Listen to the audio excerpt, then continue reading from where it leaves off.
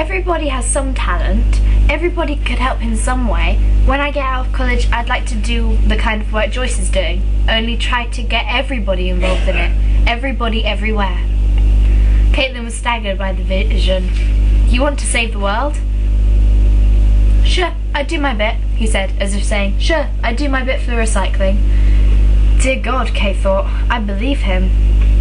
There was something about this boy with the golden dreamer's eyes and the quiet voice that commanded her respect. A person like this, Kate thought, comes along only once in a very long time. A person like this can make a difference. That was what she thought.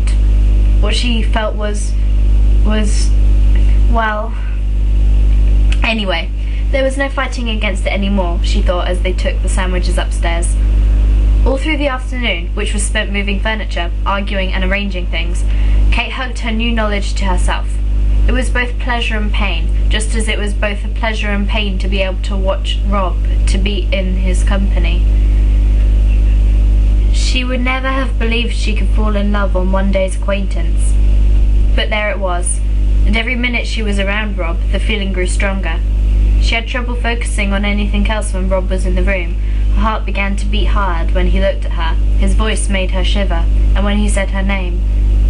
By dinner time, she was a basket case. The strange thing was, now that she'd admitted it to herself, she wanted to talk about it, to explain to somebody else how she felt, to share it. Anna, she thought. When Anna went into their room to clean up before dinner, Kate followed her. She shut the door, then ducked into the bathroom and turned on the faucet. Anna was sitting on her bed, brushing her long black hair. What's that for? She said, amused. Privacy, Kate said grimly. She sat down on her own bed, although she could hardly keep herself sitting still. Anna, can I talk to you? Of course you can. Of course she could. Caitlin knew that suddenly. It's so strange. Back home I never had any friend I could really talk to, but I know I can talk to you. I just don't know how to start, she added explosively, discovering this. Anna smiled, and Caitlin felt more peaceful, less agitated. I wouldn't have anything to do with Rob. It wouldn't have anything to do with Rob, would it? Oh my God, Caitlin said, stiffening. Is it that obvious? Do you think he knows? No. But I'm a girl, remember? I notice things boys don't notice. Yes, well, that's the problem, isn't it? Caitlin murmured, sitting back. She felt crushed suddenly. I got this feeling he isn't ever going to notice. I heard what Joyce said about him. Caitlin was very glad. She wouldn't have to repeat the story, like gossip. Then you know it's practically hopeless, she said. It's not hopeless. You just have to get him to notice you, that's all. He likes you. He just doesn't realize you're a girl. You think he likes me? Of course he does. And you're beautiful. Any normal guy wouldn't have any trouble seeing you're female. With Rob, you're just going to have to do something extra. Like take off my shirt. I was thinking of something less extreme. I've thought of things, Caitlin said.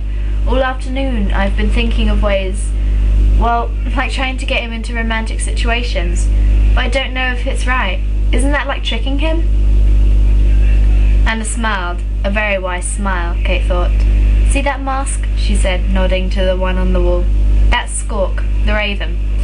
He was my great-grandfather's guardian spirit, and when the missionaries came along and gave my family the name White, he was the one who stuck Raven on it, so we would always know who we were, friends of Raven the trickster.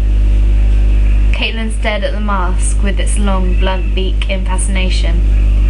Raven was always doing things for his own good, but they turned out to be for everybody's good in the end, like the time when he stole the sun. Caitlin grinned, sensing a story. When he what? He stole the sun, Anna said gravely, only her eyes smiling. Grey Eagle had the sun, but he hated people so much that he kept it hidden in his house, and everybody else lived in darkness. Raven wanted the sun for his own, but he knew Grey Eagle would never let him inside. So he turned himself into a snow-white bird and tricked Grey Eagle's daughter into letting him in, Caitlin said. Anna's eyes smiled. As soon as she did, Raven grabbed the sun and flew away, but Grey Eagle flew after him. Raven got so scared that he dropped the sun, and it landed in the sky where it lit up the world for everybody. "That's nice," Caitlin said, pleased. There are lots of stories about Raven, but the point is, sometimes a little trickery isn't so bad. Anna flashed Kate a dark-eyed glance. "And especially where boys are concerned, I think." Caitlin stood up, feeling excitement churn inside her. "Then I'll do it, if I can think of something good. You can start with cleaning up a little," Anna said, laughing. "Right now he'll only notice you for the dirt on your nose." Caitlin not only washed but changed her clothes and pulled her hair back with a gold barrette, but she didn't see that it made any difference in Rob's attitude at dinner. Dinner was novel mostly because Gabriel put in an appearance. "He eats," Caitlin whispered to Anna under cover of passing the brown rice. "I was beginning to wonder." After dinner, Gabriel vanished again. Lewis and Rob went into the common room, which they now called the study, although Caitlin didn't think there was much chance of anyone studying in it. Not with you two on the CD player competing with a horror movie on the TV. It didn't seem to bother Anna, who curled up in the alcove with a book, but Caitlin wanted to get away. She needed to be by herself because of Rob, and because school was tomorrow, her new school, her new chance. Her feelings were all mixed up, flying around in confusion and bumping into each other and ricocheting off even faster. But most important, she needed to draw. Not the ESP kind of drawing, just regular drawing, which always helped smooth out her thoughts. She hadn't really drawn for 2 days. That reminded her of something. The drawing she'd done in the lab, she'd just left it there, behind the folding screen. She should go pick it up sometime. She certainly didn't want anyone else to see it. "I'll be back in a little while," she said to the others in the study, but then she stopped to be grateful a moment just because everybody said goodbye as she left. That had always been one of her dreams, to say to a room full of people, "I'm going," and have them all say goodbye. The drawing wasn't in the lab. As she let herself out the back door, she hoped someone had thrown it away. She took only her sketchbook and a couple of sticks of charcoal. It was too dark outside to really see colours, but there was enough moonlight to see trees. And the air was deliciously fresh and cold. This is more like winter, she thought. Everything was silver and shadows. In back of the house, a narrow dirt road sloped down to a stand of redwood trees. Caitlin followed it. At the foot of the hill was a little, almost dry steam bed with a low concrete bridge crossing it. The road looked as if it were never used. Caitlin stood in the middle of the redwoods, breathing in the night and the tree smell. What a wonderful place! The trees cut off the lights of the house, and not even you two could penetrate this far. She felt quite alone. She sat on a concrete curb with her sketch pad on her knees. Although the moonlight was beautiful, the coolest kind of light imaginable, there wasn't really enough of it to draw properly. Oh well, Caitlin thought, Joyce wants me to learn how to draw blind. With loose, fluid motions, she sketched in the shapes of some redwoods across a steam bed. It was interesting to get only the shape and no detail. What a peaceful place, she added a bush. She was feeling much better already.